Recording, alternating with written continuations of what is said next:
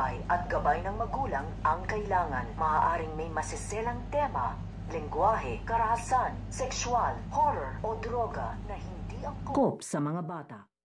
Sa panganganak nito nga ni Para ay kanino nga ba mapupunta ito ngang anak nga nito nga ni Para? Kung dito nga ba sa pangangalaga nito nga ni Darius o dito pa rin kay Para? Dahil ito nga si Darius ay papa-DNA test nga na dito ito ngang anak nga nito nga ni Para upang malaman na nga nila dito kung tunay nga bang anak nito nga ni Darius ito ngang anak nga ni Para.